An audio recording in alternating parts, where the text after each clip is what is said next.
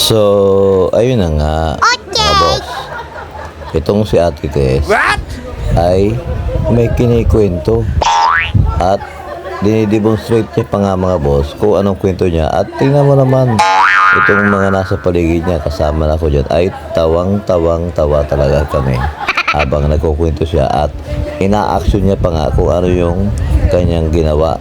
Kaya saktong-sakto, binunot ang cellphone ko at ayun, binidyohan ko sila. Ewan ko, ano bang pinagbibida-bida ni Ate Tess eh. Oh, kayo na lang bahala mga boss.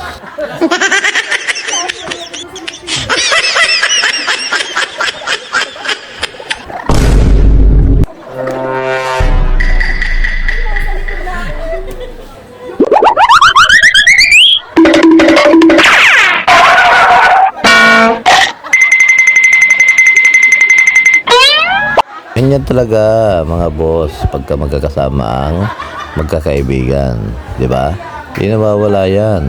Kayo, anong kwento nyo? Kwento nyo na din.